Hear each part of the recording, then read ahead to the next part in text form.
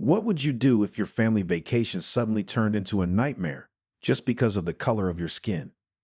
Jerome had been looking forward to this trip for months. He worked long hours, sometimes even on weekends. All he wanted was to spend a few peaceful days with his wife Tamara and their two kids. They had found a cozy little cabin near a quiet lake in a small town. It seemed like the perfect escape. As they drove through the countryside, the kids looked out the window with excitement.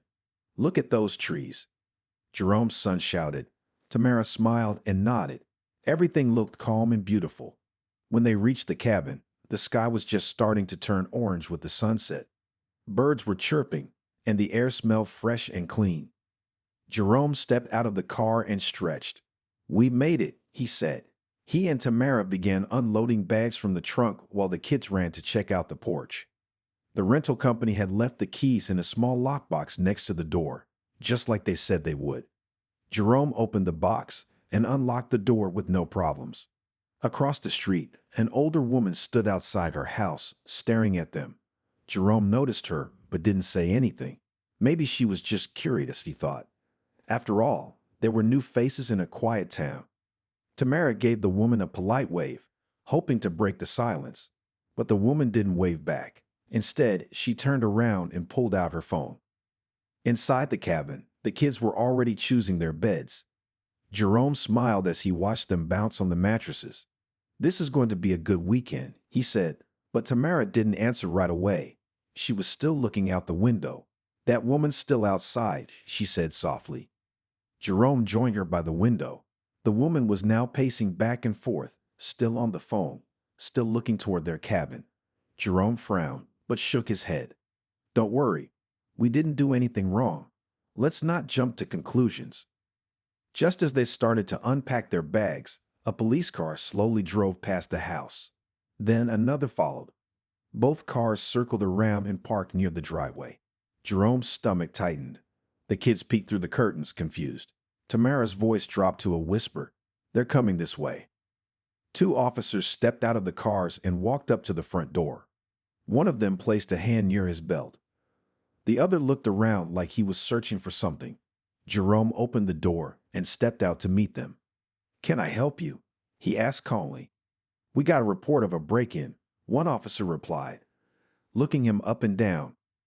Jerome blinked. "This is a rental cabin. I have the reservation email and the key. We just got here." But the officers didn't seem interested in his words. They exchanged a glance, then stepped closer. The peaceful trip was already starting to fall apart. Jerome stood tall on the front porch, trying to stay calm. The two officers didn't look angry, but they didn't look friendly either. They kept glancing past him, toward the inside of the cabin. Jerome noticed one of them was slowly moving his hand closer to something on his belt. It made Jerome uneasy. "Do you have any identification?" one officer asked. "Yes," Jerome said, reaching slowly into his pocket.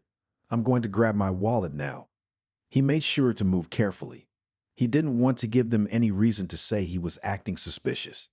He pulled out his wallet and handed over his driver's license. The officer took it and looked at it for a long moment, then passed it to his partner. Inside the house, Tamara was holding the kids close. She was recording everything with her phone, just in case. Her hands were shaking, but she kept the camera steady. The kids were quiet, watching the officers from the window. They didn't understand exactly what was happening, but they could tell something was wrong. "We got a call from a neighbor," the second officer said. "She said she saw people breaking into this cabin." Jerome raised an eyebrow. "We didn't break in. The key was in the lockbox. I showed it to you." The officer nodded slowly but didn't back off. "Do you have proof that you're supposed to be here?" Jerome pulled out his phone and opened the email from the rental company. It had all the details, the dates, the address, the booking number. He handed the phone to the officer, who took it and scrolled for a while without saying anything. After a minute, the officer gave the phone back. "We still need to check things out," he said. Jerome didn't argue, but inside he was frustrated. It didn't feel like they were checking because of the report. It felt like they were checking because they didn't believe him, because of the way he looked, because of the color of his skin. As the officers stepped away to speak quietly near their car, Jerome went back inside. Tamara looked at him with wide eyes. What did they say? She asked. They said a neighbor reported a break-in, Jerome replied. They're not buying anything I'm telling them. Tamara looked at her phone. I've got the whole thing recorded. Jerome nodded. Good, keep recording. He walked back outside. The officers were still talking, but now one of them was looking at Jerome again. He pointed toward the cabin. We'd like to look around inside. Jerome crossed his arms. Do you have a warrant? The officer hesitated. We're just trying to make sure everything is okay. Jerome stood firm. Everything is okay. You're making it not okay. For a long moment, nobody spoke. The sound of birds and wind in the trees felt strange now, like the calm before a storm. Jerome stood his ground as the officers waited for him to back down, but he didn't. Inside the cabin, Tamara was still recording. The kids were sitting close together on the couch now, their eyes wide, unsure of what was going on. The quiet cabin, meant for rest and fun, now felt tense and unsafe. One of the officers stepped forward. Sir, we're going to ask you one more time. Can we take a look around inside the cabin? Jerome didn't move. Like I said before, do you have a warrant? The officer's face tightened. We're just trying to protect the neighborhood. Someone called us, and we have to check it out. Jerome's voice was calm but firm. We are not breaking any laws. We have every right to be here. If you need to check something, get a warrant. I'm not letting strangers walk through where my family is staying, especially when we've done nothing wrong. The second officer walked back toward their car, talking into the radio on his shoulder. The first officer stayed with Jerome, clearly trying to keep control of the situation. Jerome stayed quiet, standing in the same spot, not showing any fear, but feeling it in his chest. Tamara cracked the door open a little and called out, We've already contacted the rental company. They confirmed our stay. We're not hiding anything. The officer didn't answer her. He just kept his eyes on Jerome. Sir, we need you to step away from the porch. Jerome shook his head. Why? Am I being detained? The officer looked uncomfortable now. No, but we're trying to keep this from turning into something bigger. Jerome took a breath. Then maybe you should think about how you're handling it. The officer looked away for a moment, then back again. He was starting to realize that this wasn't going to go the way he expected. Jerome wasn't yelling. He wasn't being aggressive. He was just standing there, asking to be treated fairly. A few minutes later, the second officer returned. We got backup coming, he said. Sergeant will be here soon. Jerome raised an eyebrow. Backup? For what? We're a family on vacation. We have kids in the cabin. We showed you our papers, our key, our reservation, and you're calling for backup. The officers didn't respond. Instead, they both stepped away from the porch and stood by their car, speaking in low voices. Inside, Tamara was still filming. She looked at Jerome through the window and gave him a small nod. He nodded back. He looked out at the road. The sun was starting to drop behind the trees. Shadows stretched across the yard. It was supposed to be the first night of their trip. They were supposed to be sitting by the lake, maybe roasting marshmallows with the kids. Instead, they were waiting for more police to arrive. Jerome stayed on the porch, watching the officers talk near their car. The sky was turning darker now, and the air felt cooler. The peaceful feeling of the cabin had fully disappeared. What was supposed to be a fun evening had turned into a stressful and confusing moment.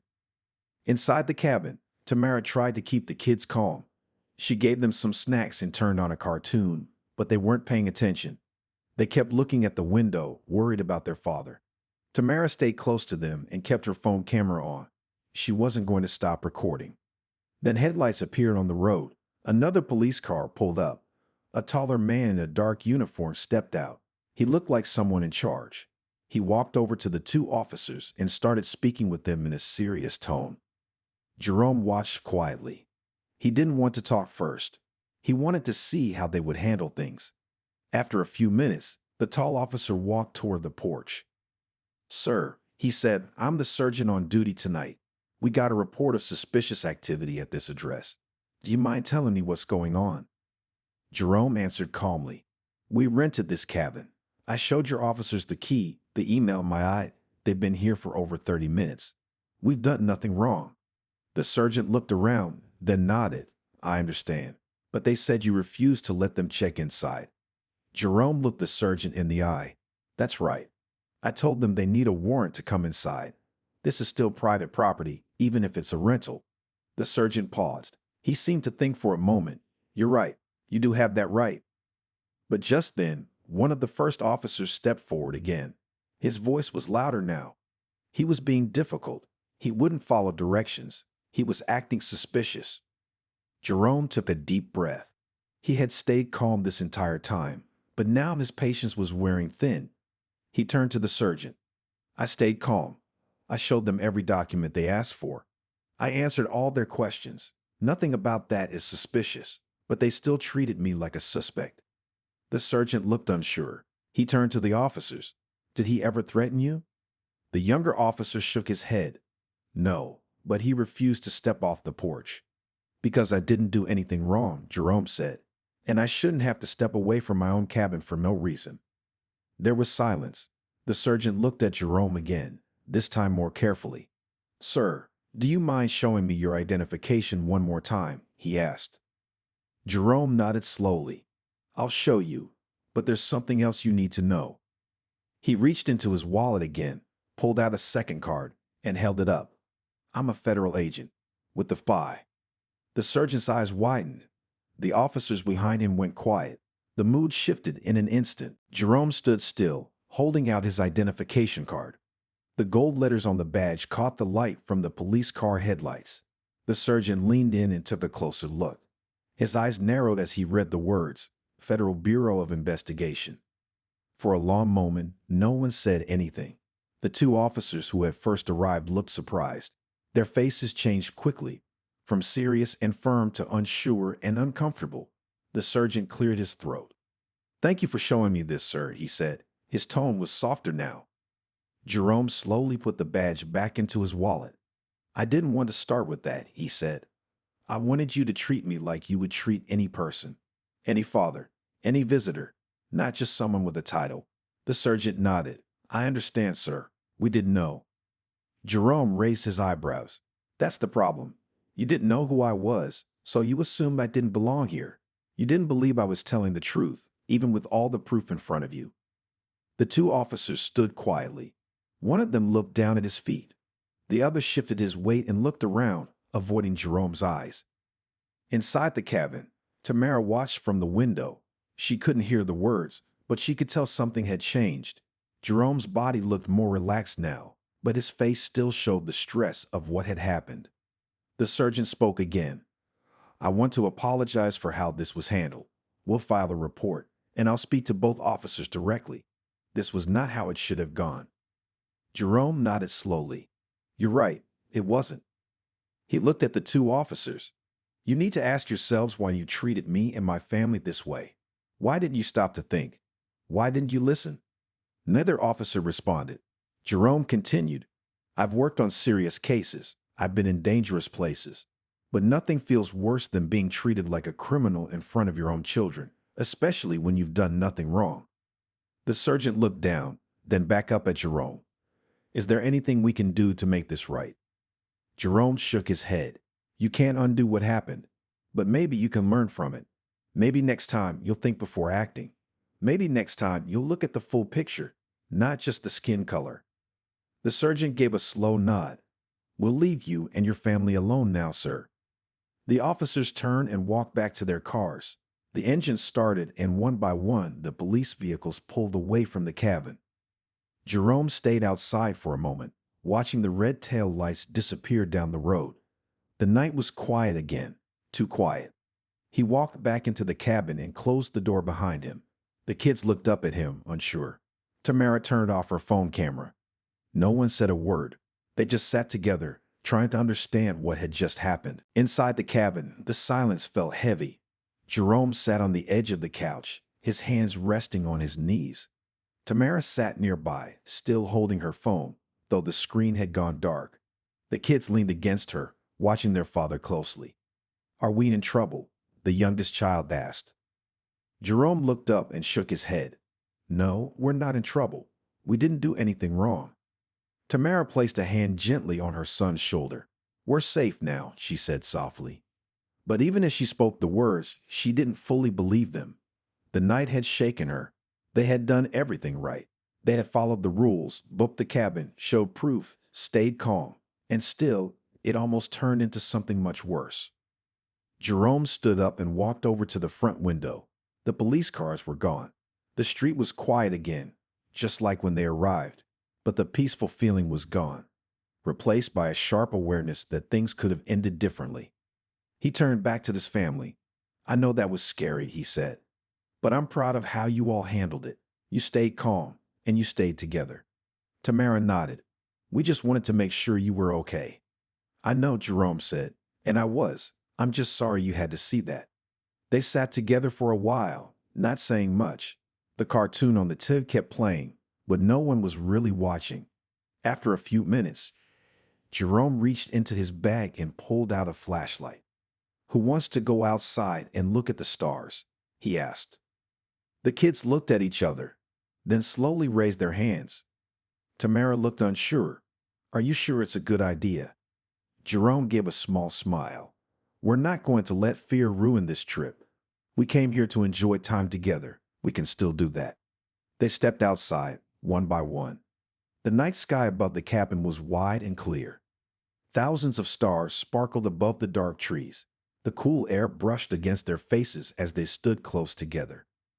Jerome pointed the flashlight at the ground, lighting the path down to the lake. They walked slowly, the kids stepping carefully over small rocks and branches. When they reached the edge of the water, they looked up again. "Look," said the older child, "that one's really bright." Jerome smiled. "That's a planet, probably Venus." They stood in silence, letting the peaceful sound of the water calm their nerves. The fear was still there, but so was the strength.